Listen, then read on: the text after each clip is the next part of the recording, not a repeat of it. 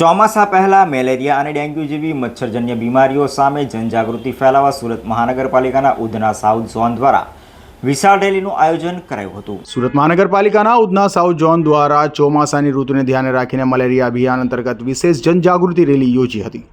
પાંડેસરા ખાતે આવેલ પિયુષ પોઈન્ટથી શરૂ થયેલી આ રેલી દક્ષેશ્વર મહાદેવ મંદિર સુધી નીકળી હતી। રેલીમાં ઝોનના અધિકારીઓ, આરોગ્ય વિભાગના કર્મચારીઓ તેમજ વોર્ડ નંબર 23, 24, 28 અને 29ના કોર્પોરેટરોએ ભાગ લીધો હતો। હાથમાં બેનરો અને જનજાગૃતિ સૂત્રો સાથે નાગરિકોને મેલેરિયા, ડેન્ગ્યુ અને ચિકનગુનિયા જેવા મચ્છરજન્ય બીમારીઓથી બચવા માટે જરૂરી સાવચેતી રાખવા અપીલ કરાઈ હતી। આ દરમિયાન લોકોને પોતાના ઘર, આંગણા, ધાબા, પાણીની ટાંકીઓ, કુલર અને ફૂલદાની સહિતના કોઈપણ સ્થળે પાણી ભરાઈ ન રહે તેની ખાસ કાળજી રાખવા પણ સમજાવાયું હતું। અધિકારીઓએ જણાવ્યું હતું કે ચોમાસા દરમિયાન જમા થતું સ્વચ્છ પાણી પણ મચ્છરોના પ્રજનન માટે જવાબદાર બની શકે છે, તેથી નિયમિત સાફ સફાઈ અને પાણીનો ભરાવો દૂર કરવો અત્યંત જરૂરી છે।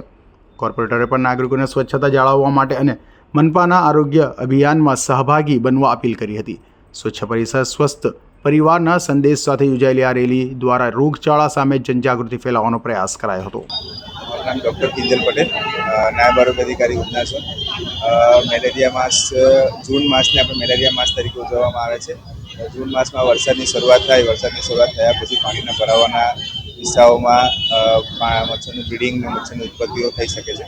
તો એ ના થાય તેના માટે તમામ મ્યુનિસિપલ સદસ્યોને આમંત્રણ આપી આપણે એક જનજાગૃતિ રેલીનું આયોજન કરવામાં આવેલું છે, જેના લીધે આ લોકો જાગૃત થાય અને આ ચોમાસામાં બને એટલા મેલેરિયાના કેસ ના આવે અને મેલેરિયા મુક્ત ના રહે તેવી અપીલ કરી। પાંડેસરાથી દક્ષેશ્વર મહાદેવ મંદિર સુધી યોજાયેલી આ રેલીમાં અધિકારીઓ, આરોગ્ય કર્મચારીઓ અને કોર્પોરેટર સહિતનાઓ મોટી સંખ્યામાં જોડાયા હતા અને સ્વચ્છતા જાળવવા અપીલ કરાઈ હતી।